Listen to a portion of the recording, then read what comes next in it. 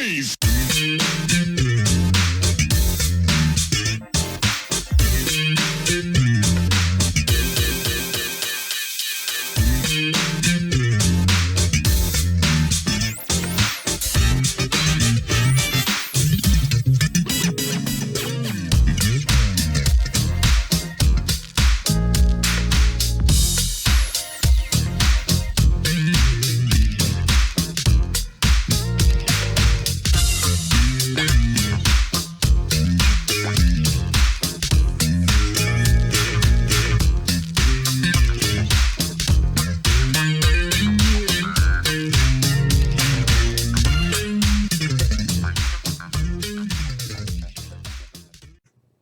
Hello and welcome to another edition of Truth and Rhythm.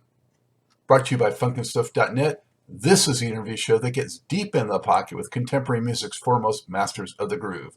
I am your host, Scott Dr. GX Goldfine, musicologist, creative arts journalist, and multimedia pro.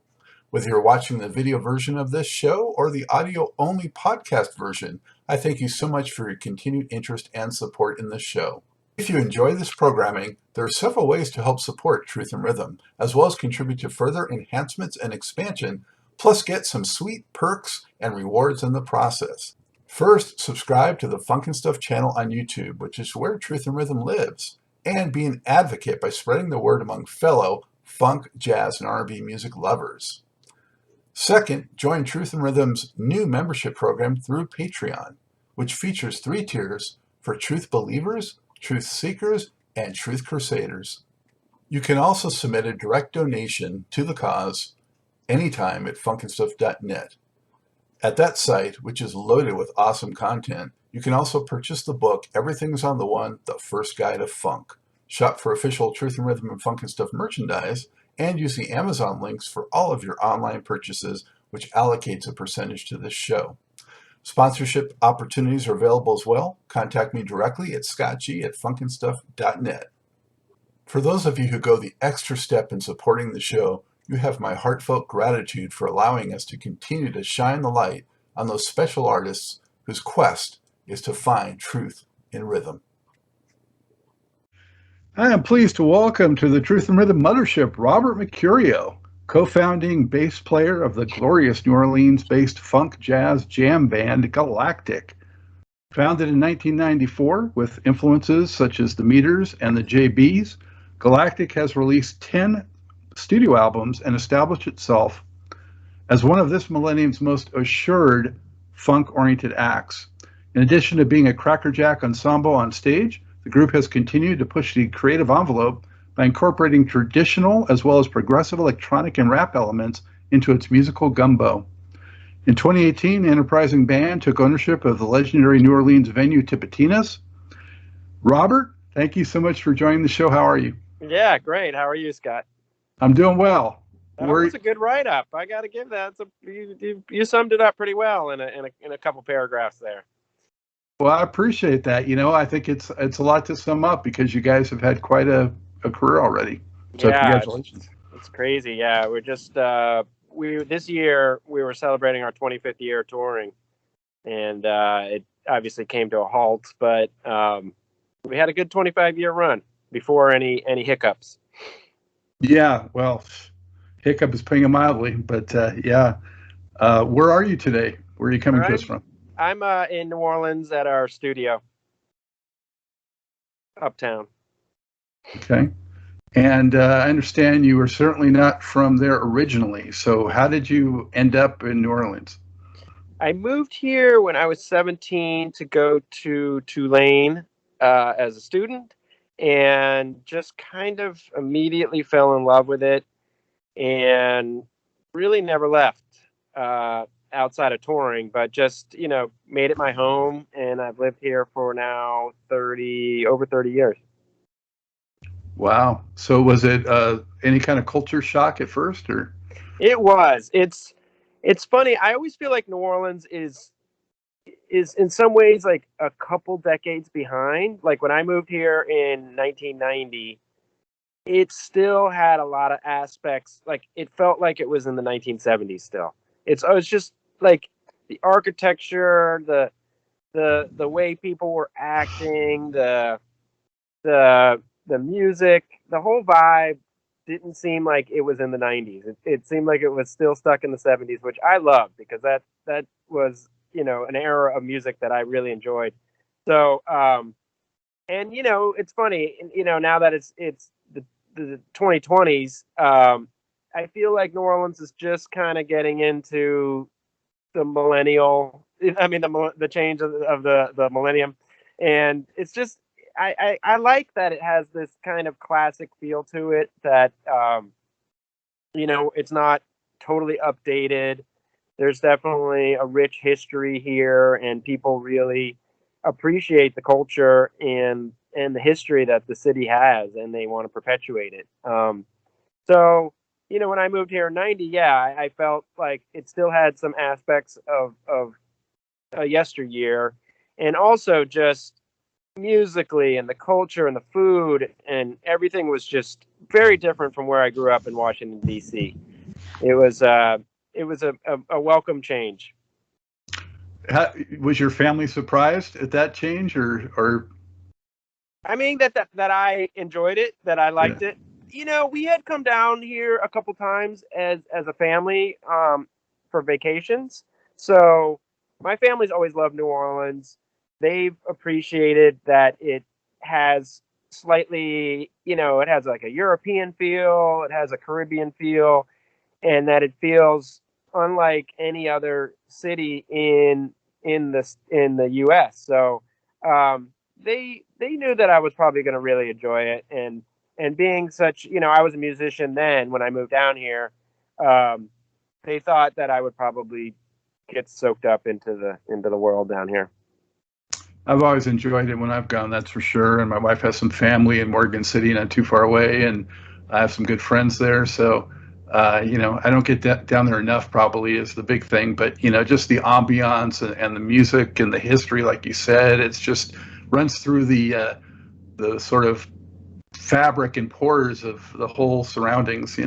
Yeah, it does. It's really it's the lifeblood of this city is pumped through music and food, and it's just really celebrated. And you don't find that so much in every other city. People have splintered off, or they're trying to be another city, or they're this and that. But New Orleans is really content being New Orleans. Hmm. So, Robert, how did you first, gravitate towards music and bass in particular, and how did your musical sensibilities develop?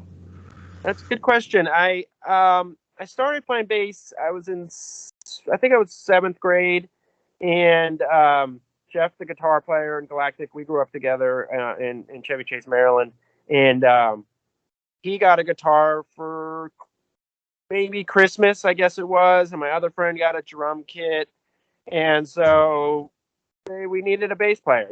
Like I was like the third buddy, and it was like, all right, we're gonna be a band, and so I asked if I could get a bass, and so it kind of just was the left instrument for me to play. So and fortunately, I kind of liked it, and it fit me well. So started playing, and immediately was in a band. Basically, I've kind of since the day I had my bass, I was in the garage playing with Jeff and my buddy Dave Cooper on drums, and so I've always kind of immediately been in a band from the beginning. And I tell a lot of young players that I think that that's a great way to start, because there's a lot of inspiration you get from playing with other people, and it keeps you interested in the instrument if you have this interaction. I think more than if you're just cooped up in your bedroom practicing.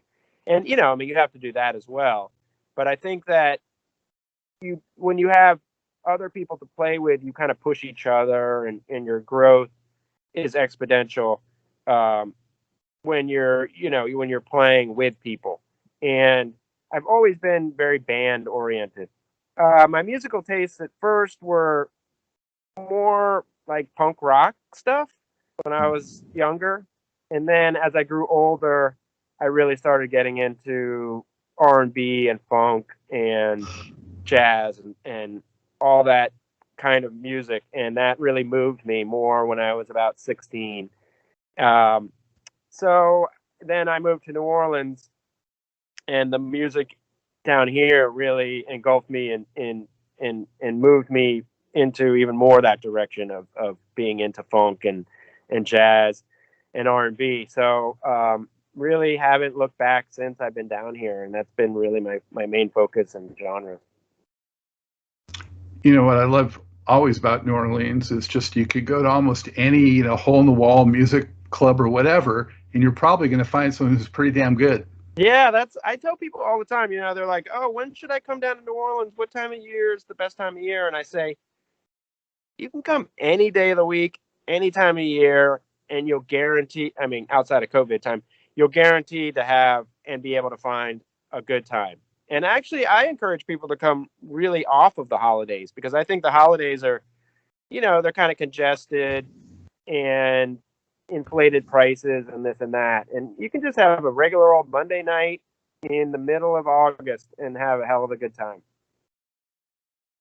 So when you say you start getting in R&B and funk, who are some of the acts that you really found pretty engaging, and some of the specific players too? Yeah, I mean, the thing that really pushed me probably into the funk realm was Jeff's brother gave us a copy of Mothership Connection, the Parliament record. That's the record back And there. yeah, no, I know, and I know you said you saw us at The the gold one store. back there. Wow. Wow, were you involved with that record?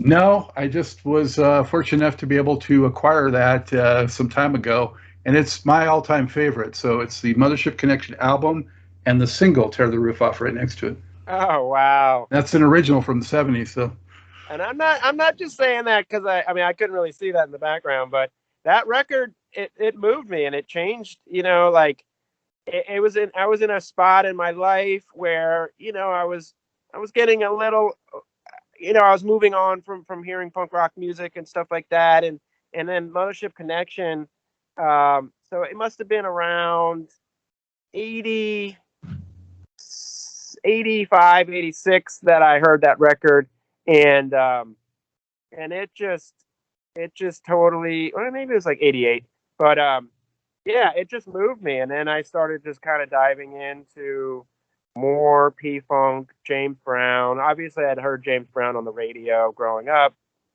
Always loved James Brown, and um, and those players. I mean, I love all of the players, and I love that Bootsy Collins had come from James Brown and P-Funk, um, and those songs and that stuff just made me dive deeper and deeper into funk.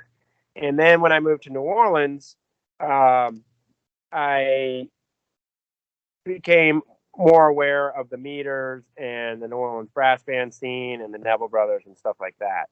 So that really took it up another notch. And that I could see these people play regularly was really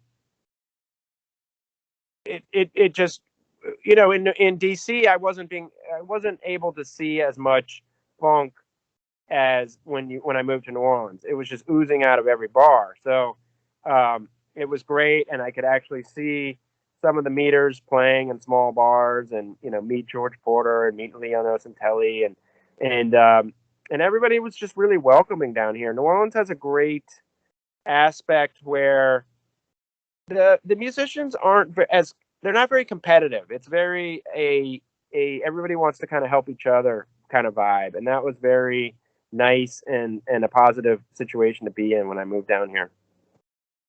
was there any particular player that you were like, yeah, I really want to like emulate that guy?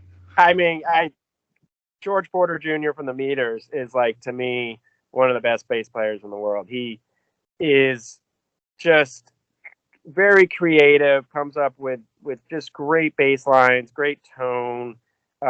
He's still an amazing player. He still plays very often, and he's definitely one of my favorites, easily. Did you get any sort of mentoring from him or anyone else in New Orleans? Yeah, he has been helpful in that kind of a way.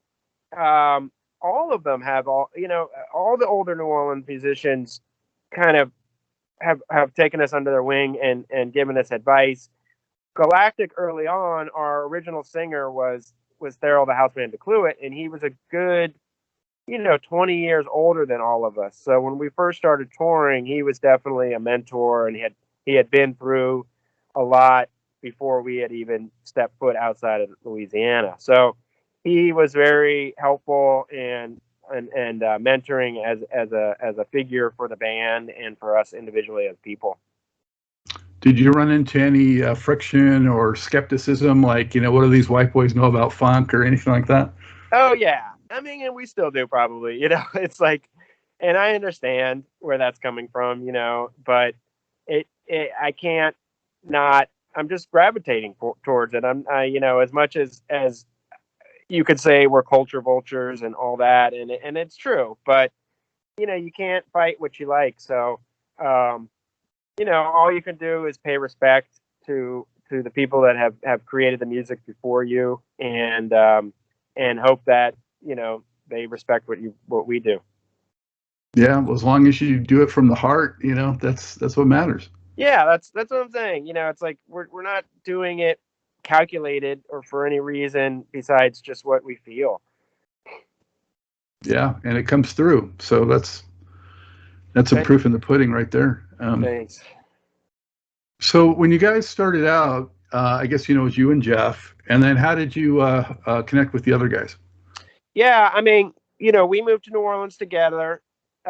He went to Loyola, I went to Tulane. We were, jamming with different people, and slowly, we had a bunch of different bands kind of pieced together, and it really kind of clicked when we met Stanton in like '93. And he had been in a bunch of kind of hard rock bands and heavy metal band or punk rock bands and stuff like that. And he was playing a bunch of jazz, but he really didn't have anybody that he could play funk with. And he was equally enamored with the Meters and James Brown and P-Funk. So when we met up at a bar one night and we started talking about music, and I asked him, I said, hey, do you know a drummer that would like to jam with us or whatever? And he's like, do I know somebody? Man, I'd love to do it. So he came over and we jammed. I believe it was like Christmas break or something, I think 1993. And we ran through a couple Meter songs. We started jamming and stuff like that. And we just kind of all instantly knew, like, all right, we found our people. So then we just slowly kind of pieced everybody else together. Rich, our keyboard player, really, he came along mainly because he owned an organ. So we were like, who That has an helps. organ? I mean, in that time, in the 90s, like, there wasn't a lot of gear out there and stuff like that. And we're like, oh man, there's this guy, he lives in the neighborhood, he has an organ. So we invited him over, and he fell right in and was very like-minded in the love of the music and of that we all liked. So yeah, and then it came time, and we were like, oh, we should get a horn section and stuff like that. So definitely went through a few horn players, but Ben was one that was willing to tour. So he had gone out on tour with the Klezmer All Stars, and he was willing to hit the road. So he became our sax player. And your first record, I think, was '96. Yeah. Yeah. So, and I have most of them here, but just so everyone can see here. Yeah. Cooling Off, which we're releasing a double vinyl 25th anniversary version of it. It has never come out on vinyl. Oh wow. Yeah. Nice. So when you guys first came out, you were primarily instrumentally focused, and definitely evolved over time in the sound and the approach. Out of the gate, what did you guys envision for the band, and what were what were your aspirations? I mean, originally, like I said, it was just kind of like a fun thing to do, jam. Okay, maybe we can pick up some gigs locally.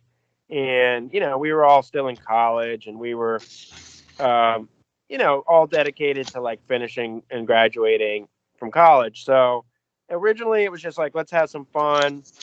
But we took it seriously, and we promoted every show, and we took every show serious. We didn't want it to be just some fly by night thing. We wanted it to be a band and always have the same members and all that stuff.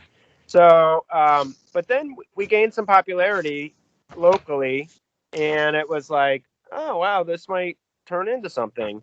And at that same time, there was Medeski Martin Wood. We're starting to tour around, and they kind of broke the mold of like, wow, this is like an instrumental touring jazz avant band that's actually playing rock clubs and touring around. And so they were a big inspiration for us to feel that we could possibly do the same thing.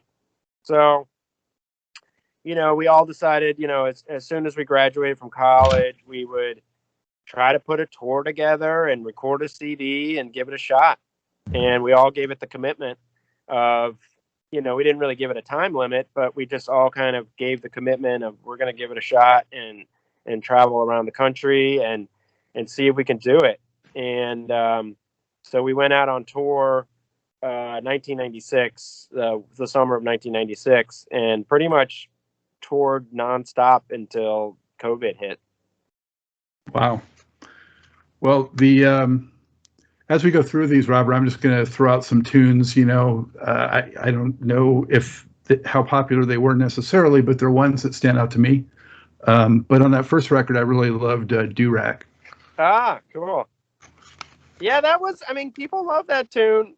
We haven't played it, God, in years. And truthfully, that song was just a jam in the studio.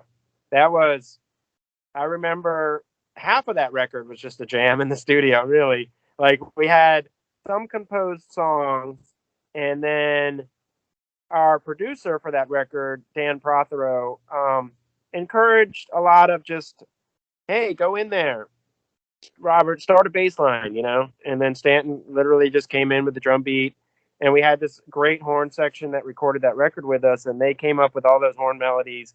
I remember they were just kind of off on the side, coming up with the melodies, and then they go onto the mic and they play the melodies.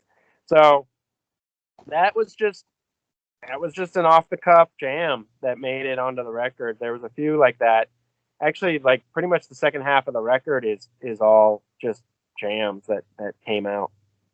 Yeah, nothing wrong with that, especially at that time in the mid 90s. I mean, when you guys came along, it was just such a breath of fresh air for me and other funk lovers, I'm sure, because there was such a dearth of, real instrumentation and funk, for most of that Right. decade. Yeah, it's true. There wasn't there was a resurgence kind of later, but you're right. I mean, all that I could find and that I could listen to was reissues of albums that had come out in the 60s and 70s. There wasn't a lot of current music being created in that vein. So, we loved it. We just didn't know that there was other people around the world that loved it as much. And luckily they did. And then I think kind of since then, there's been a resurgence in funk, and it's kind of crazy. We think back sometimes that, it was 96 and we were loving music that was created 20 years before, and music had changed a lot within those 20 years from the 70s to the 90s. And right now we're looking at the same gap of 25 years of being on the road, and it doesn't feel as detached, like, if I'm making my point of it just seemed very drastic. 90s music versus 70s music versus 2020 music versus 90s music. There just seemed like there was huge leaps and bounds that were happening through the 80s and stuff in production and whatnot that was changing music in new ways that had been kind of lost from the 70s. But I think since then, people have taken great efforts to kind of dig deeper and people like you, people like me that love funk music have kind of kept it alive. Yeah, at that time, I think too, Robert, is kind of a counterculture movement, with the jam band scene helping it and all the festivals that started to, proliferate. Yeah. And that's a funny thing too. I mean, we never really saw ourselves as a jam band. We just saw, and we still kind of just see ourselves as like a New Orleans band. In New Orleans, all the bands just happen to jam.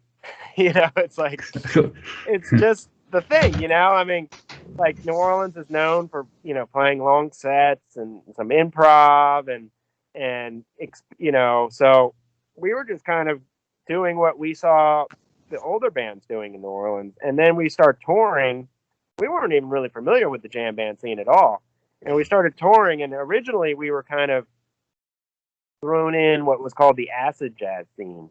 I don't know if you remember this term, but it was kind of for bands like ours that were influenced by the 70s making funk music, but they called it acid jazz.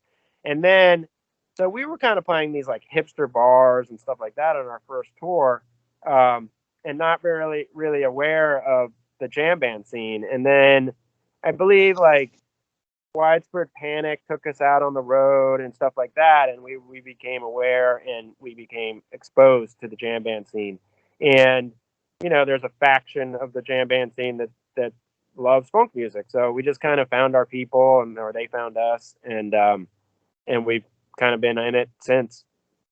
Yeah, as a matter of fact, because of the emergence of the jam band scene, I discovered some jam bands I wouldn't have ordinarily, just because they were connecting somewhat with funk. So Yeah, it right. went both Yeah, ways. there's connecting dots. It's funny how like people are like, well, describe jam band music, and it's like it's not really like a genre. It's more like a life. Openness. Yeah, an openness to hearing music that's not on the radio and could have improv, and it's just such a wide variety. I mean, there's not a lot in common with the Grateful Dead and the Meters, but they're both considered jam bands. So it's an interesting thing, and it's just a really wide variety of music that's in the scene. So it can kind of be bad in some ways, because I think in layman's people, layman, they just think jam bands and they think, oh, just like a bunch of noodling and whatever, and they don't think it's very like song oriented and whatnot. So I think that people that are in the scene really understand how many different genres there are within it, and the scope and the spectrum of how deep the music can go. Yeah, that's a good point, because I mean, some of the tightest playing bands are maybe under that umbrella. Right. Yeah. I mean, it's true. There's like extremely tight bands that play very song focused music, that are just kind of lumped into it. Yeah. Robert, now we were talking about Stanton. What is it about him? Obviously, especially for funk, it's so key to have that connection and that synergy, to lock in with the drummer and the bass player. What is it that you guys have in that regard? I mean, at this point, we played probably over 3,000 shows together, so we have a deep connection musically. He's just like he's a great drummer. He's very versatile. He takes his instrument extremely seriously, and he just got it from the beginning. When we first jammed together, he just got the idea and the feel. He studied that stuff.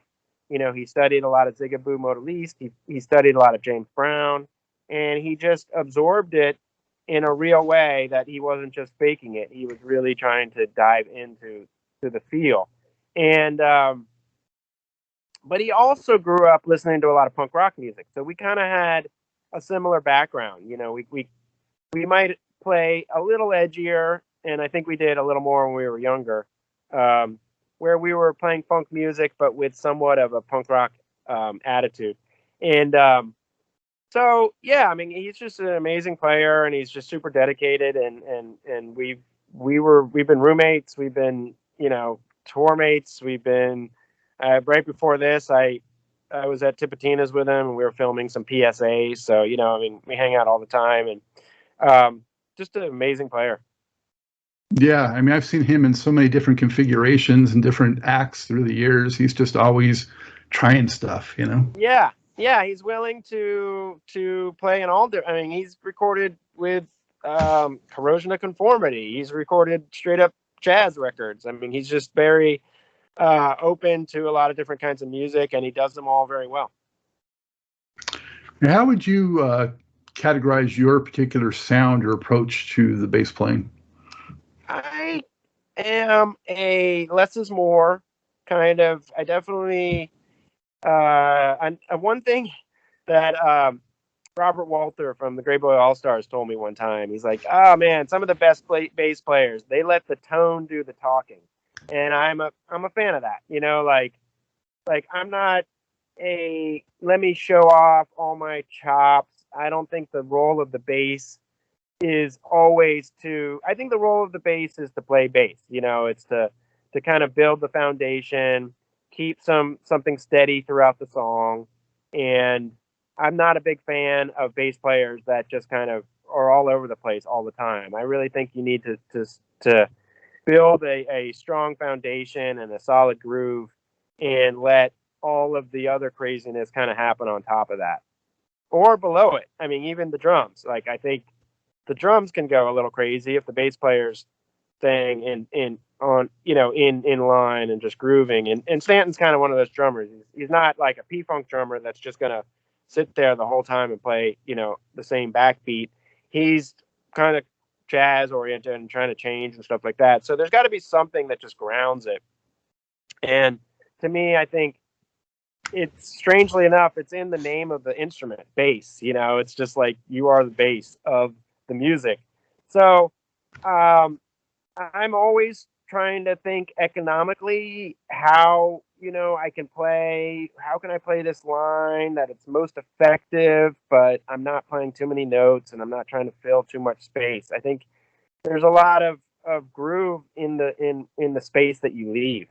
So that's kind of my ethos, and I think I picked that up from bass players like Bootsy Collins and George Porter, who I think that's kind of been their attitude as well. I would agree with that. Although the one thing Bootsy did bring to James Brown was doing a little more with the bass. Yeah, he did, but he'd always stick to the groove. It wasn't. I mean, he would play same groove for 12 minutes on a track.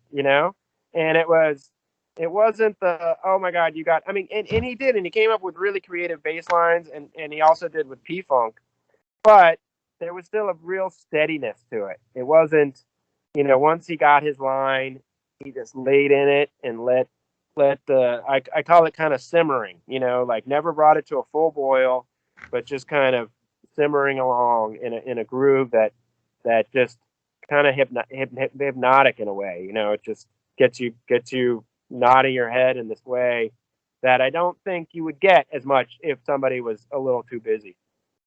Yeah. And it's not just the tone, but also just his attack, I think, too. Yeah. Yeah. Yeah. Well, that's all in it. I mean, attack, that's part of your tone, the whole thing. So Crazy Horse Mongoose came later on, which I also have here. And these, I mean, out of the gate, these records were great. I couldn't listen to them enough, and they worked for whatever I was doing, it seemed, Oh, that's so cool to hear. But I really liked, especially Love on the Run on that one. Cool. That's one of the tunes I wrote. Nice. That was, and it's ironic that I don't even play bass on that track. It was a bass line I came up with, and then Rich started playing it on the Moog, and we just kind of, it just kind of became a Moog line, and it was, I remember I was home for it must have been some sort of holiday, and I just kind of wrote that tune in my bedroom, the lyrics and the bass line and the changes and stuff, and brought it to the band. And I just kind of wanted to come up with something a little less. I just kind of wanted to come up with something a little new, and I thought that was still funky. So I'm glad you liked that one. Yeah. And I would say the next one, Late for the Future, definitely you started to hear some changing in the group. Right. So what was going on that, instigated or got you going in these other directions? Yeah, good question. I think at that point we had been touring for about 4 years. We had a lot of different opening. We'd opened for a bunch of different bands. We had a bunch of different bands open up for us. We had just been around the world and heard a bunch of new styles, and it being from hip hop to blues.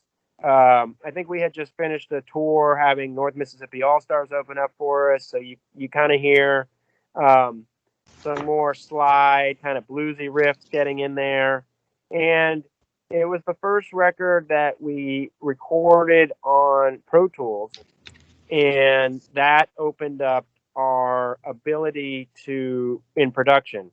So it wasn't, the first two records were recorded to analog tape, and they were definitely more of a documentation of where we were at. You know, we were on the road, we would go into the studio, we'd knock out the tunes, or create some stuff jamming. Late for the Future was the first time that we started using the studio as a tool, and we had a producer, this guy Nick Sansano, who was very well versed in Pro Tools, and he opened up our minds too of what we could do. And so we started messing with loops, and we started just kind of broadening our whole approach to songwriting and recording. And that was kind of one of the beginnings of moving deeper in that direction. Definitely. Did you feel like most of your fan base at that point was along for that ride, or did some of them say, "Hey, we like the other stuff"? Yeah. There was, I mean, every move you make, there's always somebody that, or there's a group of people that don't like where you're moving, and I know how that is as a fan of bands. You get hooked on a band from a certain record or a show you saw, and a lot of people had gotten hooked on us through Coolin' Off and Crazy Horse Mongoose, and yeah, we took a little of a turn with Late for the Future, but strangely enough, it was actually our biggest selling record. So I don't know if that's just where that it was like one of the peaks of CD sales. I mean, stuff started declining soon after that, and just people purchasing music in general. And it was definitely, the band was reaching a good level of popularity at that time. So there wasn't as many haters on that record. I think there was more on the next record, Ruckus, which we went very sample heavy and loop heavy and deep into production. And that was probably the biggest record that made some fans, kind of mad. And then it's interesting because I see, I talk to some of those fans now, and they're like, "Oh my God, I didn't like that record at all." But they're like, "Now it's my favorite record." It's just like maybe they just weren't ready for it, or it wasn't what they expected for us to do. So what's good for them. I'm sorry? I said, so what's good for them. Yeah, like, just come on for the ride. We got you, man. We're not, But I know how it is. I don't fault anybody for that kind of stuff. I completely get it. And but at the same time, we just didn't want to keep on making Cooling Off and Crazy Horse Mongoose over and over again. You got to kind of, not that we had to grow, but we just grew. It just happened through our playing and our history and our influences that were around us. So and that's been, to a fault, it's been the thing that I think has kept us going for this long, is that we have had growth. Yeah, for me, I mean, I was right there with you guys, and I was there from the beginning. I think it depends on, how you come to the band or the music in the first place too, what your point of reference is. For me, as a lifelong funk guy, it was totally still in that vein, so I was good with it. But I really liked on Late for the Future, As Big as Your Face is a serious jam. Yeah. And Century City really rocks. Yeah. And the Chocolate Milk action speaks louder than words. Yeah, cool. Yeah, I love that. I mean, Chocolate Milk was so funky. And it was rare because we hadn't recorded a cover tune at that time, I don't think. Yeah, I think it was all originals, and that was kind of one of the first cover tunes. Oh, no, we had done Ham's Hump on the Crazy Horse Mongoose. But anyway, there was, I mean, Century City was, for us, it was very produced. It was like, whoa, this is, a big leap in our minds of music that we were creating and recording. And just lyrically too. I mean, it was all the whole thing was a big jump for us. Yeah, as big as as big as your face is. It's so funny that comes from the name of that song. Just still cracks me up because I think we were in Texas, and on the menu there was chicken fried steak as big as your face was the way they were advertising this chicken fried steak, and we were just so all thrown by that description, and it just became kind of a joke amongst the band. But just a little side note. But yeah, that I'd say as big as your face is a little. That was a little more kind of a nod back to the Cooling Off, Crazy Horse stuff. But I think at that point there was a little influence of Medeski Martin Wood in there as well. Yeah, the Century City, is that the Los Angeles Century City or a different one? Yeah. I see. You got the Lakers hat on, and I'm so from yeah, there.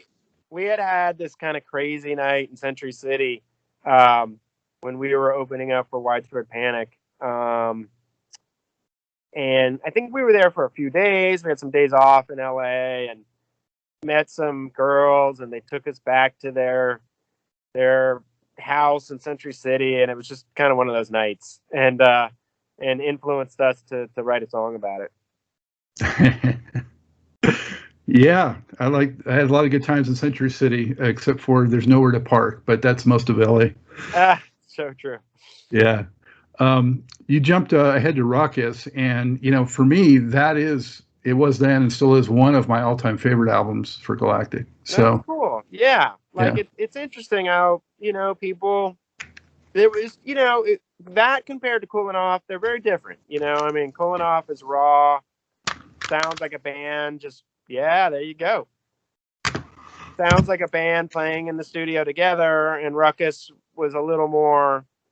Ben Elman, our sax player, once made an analogy of there's two kinds of ways of making a record. One is similar to a camera or a photo, a photograph. It's just like it's a quick snap, and you get the band, and that's it.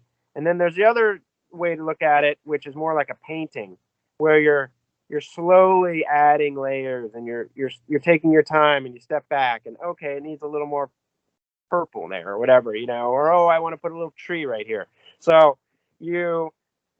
that kind of is where we were at in Ruckus, that we at that point we had built our own studio, we had taken over production on our own, and we kind of got to do what we wanted to do. We had more time. We weren't under the clock at a studio, paying $100 an hour. It was like, we had all the time in the world to work on production and making the music. So we kind of started diving deeper into the music. And it was also a time where we weren't really documenting what we had written. We were using the studio to write what we were going to play in the future. So it was the beginning of writing music that we hadn't already been touring behind.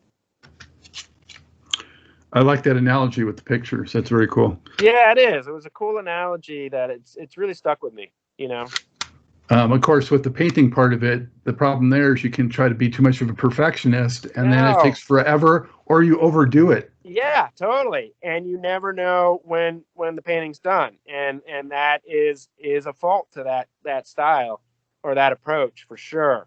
And yeah, like, maybe I did add too much purple to that, like, Exactly. it can be a bad thing in the same respect. Yep.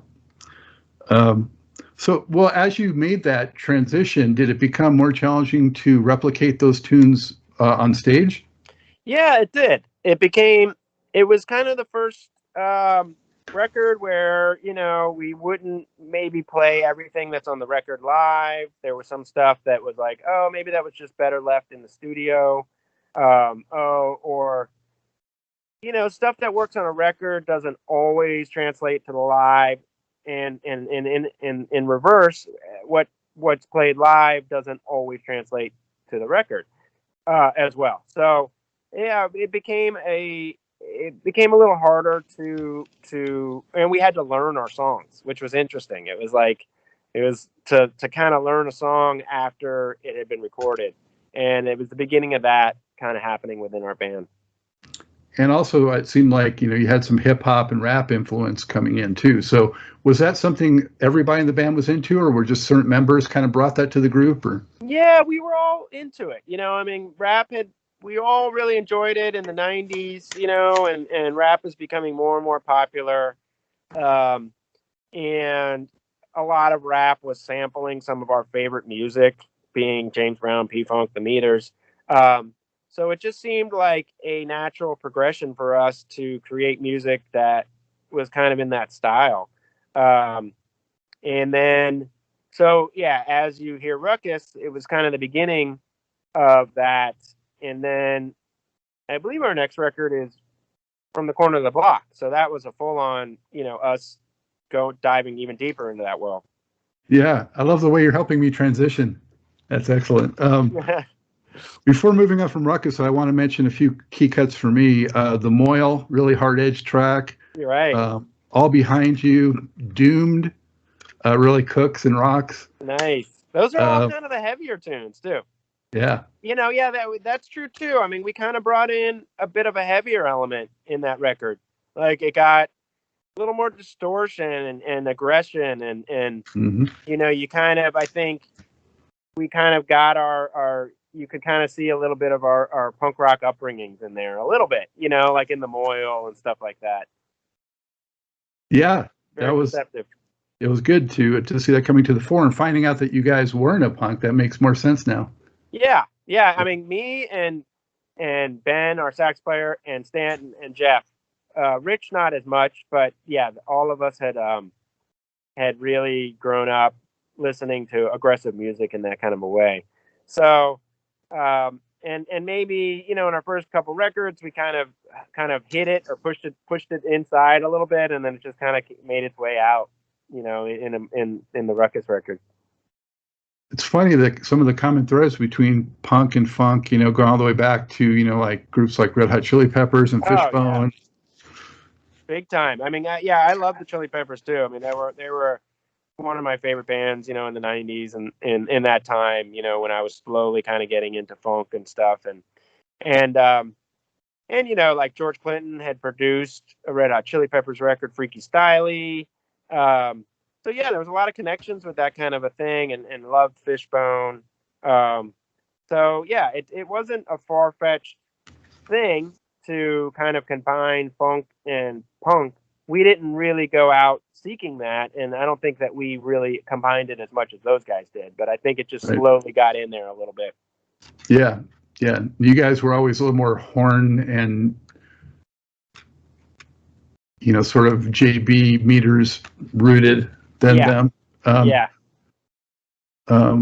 the distortion you mentioned, particularly with some of the sax and like harmonica and stuff like that. Yeah, definitely. Yeah, I think like Ben got a couple pedals, and he wasn't just always playing in his natural tone.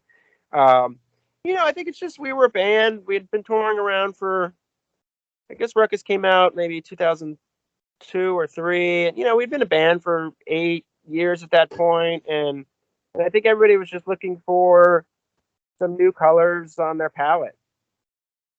And that kind of made its way into the music. There's much more to this great Truth and Rhythm interview. Just continue on to the next part of the episode. Also be sure to subscribe to this channel. If you've already done so, please share it with friends. And become a member by joining Truth and Rhythm on Patreon or consider donating at funkinstuff.net. Thank you very much.